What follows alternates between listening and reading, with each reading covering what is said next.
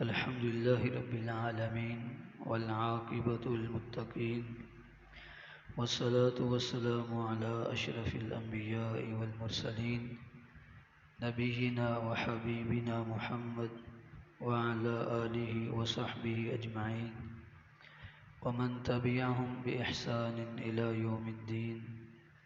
أما بعد فأعوذ بالله السميع العليم من الشيطان الرجيم. كل من عليها فان ويبقى وجه ربك ذو الجلال والإكرام. ہر قسم کی حمد و ثناء اللہ رب العالمین کے لیے. درود و سلام امام الانبیاء جناب محمد الرسول اللہ صلی اللہ علیہ وآلہ وسلم کی ذات اقدس کے لیے.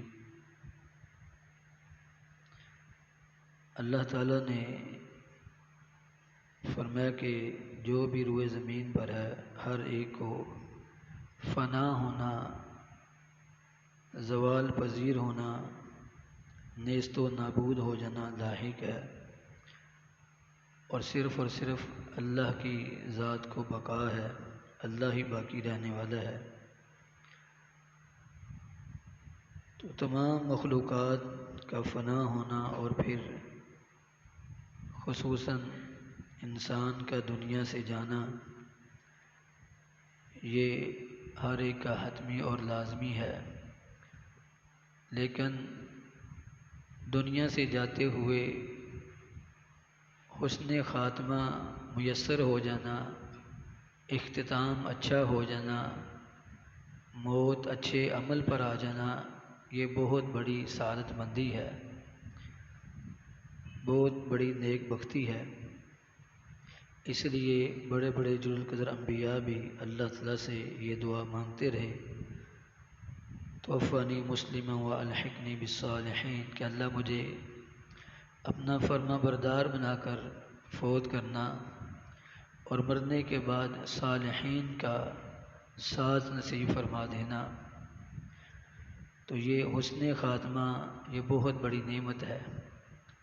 نبی کریم صلی اللہ علیہ وسلم کا فرمان ہے انما الاعمال بالخواتیم، تمام اعمال میں خاتمہ دیکھا جائے گا. اور میں انما الامور بالخواتیم، ہر معاملے میں خاتمہ دیکھا جائے گا. آپ صلی اللہ علیہ وسلم نے فرمایا ایک بندہ ساری زندگی نیکی پر قائم رہتا ہے لیکن مرنے سے پہلے کوئی ایسا عمل کرتا ہے اور اسی برے عمل پر اس کا خاتمہ ہو جاتا ہے تو وہ جنت کی بجائے جہنم کی طرف چلا جاتا ہے. تو اس سے پتہ چلتا ہے کہ خاتمے کا بڑا انحصار ہے. لیکن حسن خاتمہ ہے کیا چیز؟ حسن خاتمہ کا کیا مفہوم ہے؟ اسے ہم نے آج کے درس میں سمجھنا ہے. حسن خاتمہ بظاہر ہم یہی سمجھتے ہیں کوئی بندہ نیکی کا عمل کرتے ہوئے دنیا سے چلا جائے، کوئی نماز کی حالت میں، کوئی سجدے کی حالت میں، کوئی قرآن پڑھتے ہوئے، کوئی نیکی کا عمل کرتے ہوئے، اللہ کا ذکر کرتے ہوئے، کوئی کلمہ پڑھتے ہوئے، یہ حسن خاتمہ ہم سمجھتے ہیں. لیکن جو حسن خاتمہ کا صحیح مفہوم ہے وہ یہ ہے کہ مقصود یہ نہیں کہ ہم نیکی کا عمل کرتے ہوئے دنیا سے جائیں. ہم مسجد میں عبادت کی حالت میں چلے جائیں تو یہ حسن خاتمہ ہے. ہم سجدے کی حالت میں دنیا سے چلے جائیں یہ حسن خاتمہ ہے. ہم قرآن پڑھتے ہوئے دنیا سے چلے جائیں یہ حسن خاتمہ ہے. بلکہ حسن خاتمہ کا اصل مفہوم یہ ہے کہ ہم دنیا سے جائیں تو ہم شرک سے محفوظ ہوں.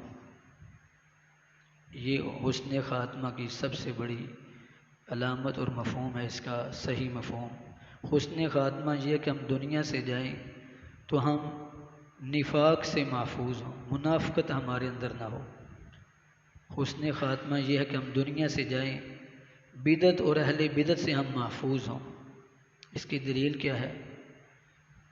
اللہ کی مخلوقات میں سے پھر خصوصاً انسانوں میں سے سب سے اشرف، سب سے اکرم، سب سے معزز محمد الرسول اللہ صلی اللہ علیہ وسلم تھے.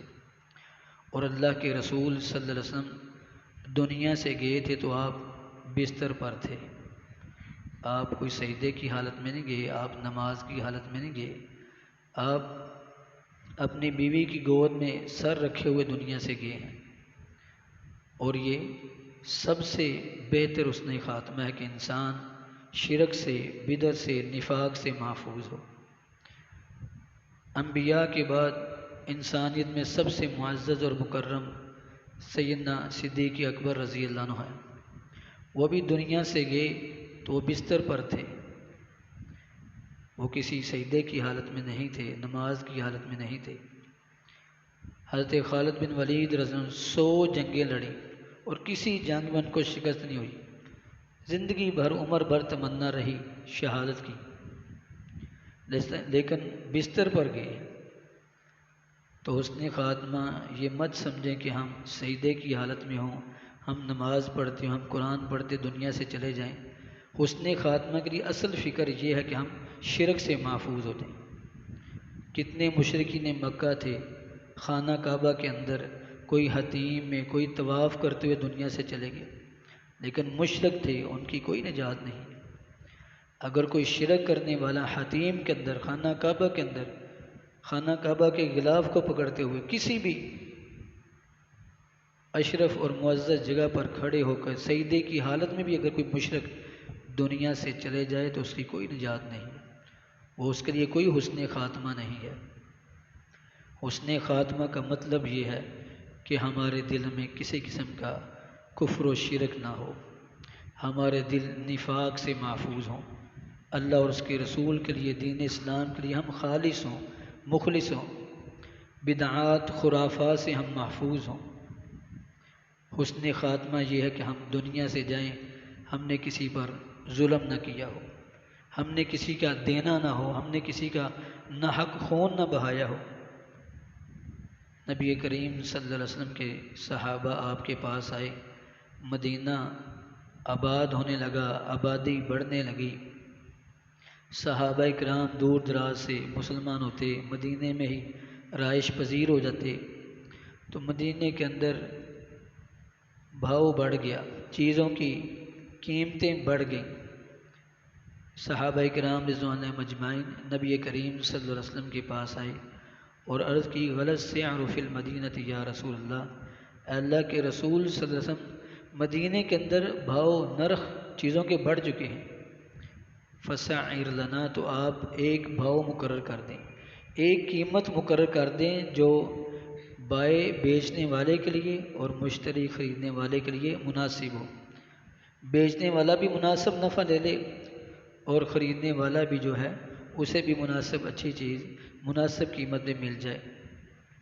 صحابہ نے یہ عرض کی کہ چیزوں کے آپ ریٹ فکس کر دیں، تو نبی علیہ السلام نے کہ ان اللہ هو القابض الباسط المساعر، اللہ ہی رزق کو بڑھانے والا ہے، اللہ ہی رزق کو کم کرنے والا ہے، اور اللہ ہی چیزوں کے بھاؤں کو مقرر کرنے والا ہے۔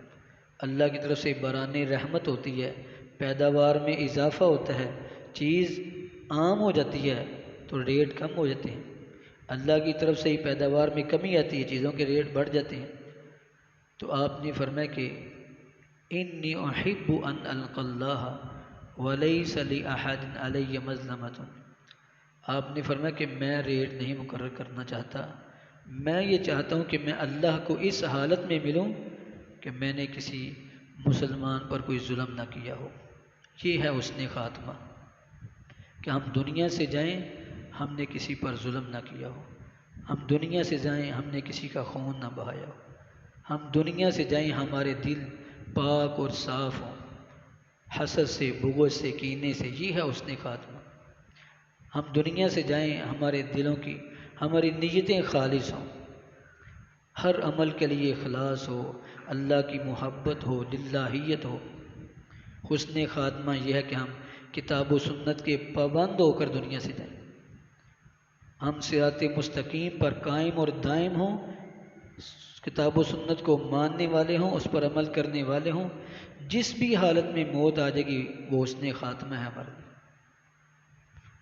تو اس لیے یہ مت سمجھے کہ ہم کوئی نیک عمل کرتے ہی دنیا سے جائیں گے تو یہ حسن خاتمہ ہوگا، یہ بھی حسن خاتمہ کی ایک علامت ہے۔ لیکن ان سے پہلے جن چیزوں کا التزام کرنا، جن کا خیال رکھنا انتہائی ضروری ہے، وہ شرک و کفر، نفاق، بدعات، خرافات سے اپنے آپ کو محفوظ کرنا ہے۔ اللہ اور اس کے حقوق کی، اس کے بندوں کے حقوق کی ادائیگی ہے، ان کا خیال رکھنا ہے۔ اگر ہم 5 وقت کی نماز کے پابند ہیں، صوم و صلات کے پابند ہیں، اور پھر ارکان و واجبات کا خیال رکھتے ہیں، تو پھر جس حالت میں بھی موت آئے گی وہ خاتمہ خیر پر ہوگا، وہ خاتمہ اچھائی پر ہوگا۔ تو اس لیے جہاں ہم حسن خاتمہ کے لیے دیگر چیزوں کا خیال رکھتے ہیں، اللہ سے توفیق مانگتے ہیں، تو وہاں ان چیزوں کا بھی خیال رکھیں کہ اپنے آپ کو شرک سے بچائیں، نفاق سے بچائیں، محفوظ رکھیں، بدعات سے دور رکھیں، خرافات سے محفوظ، جو صحیح دین ہے، دین حنیف، اس پر عمل کرنے والے ہوں، نماز کی پابندی کرنے والے ہوں، اسی طرح دیگر جو ارکان اسلام ان کا خیال رکھنے والے ہوں، تو انشاءاللہ پھر جس حالت میں بھی موت آئے گی وہ اسلام پر آئے گی، جس حالت میں بھی خاتمہ ہوگا وہ خیر پر ہوگا۔ تو اس لیے زندگی کا سب سے اہم اور قیمتی پیریڈ یہ انسان کا خاتمہ ہے۔ تو اس لیے ہمیشہ اللہ سے حسن خاتمہ کی، اور حسن خاتمہ میں عمل بھی نیک ہو اور ہمارے دل بھی پاک اور صاف ہوں شرک و کفر سے، بدعات، خرافات سے۔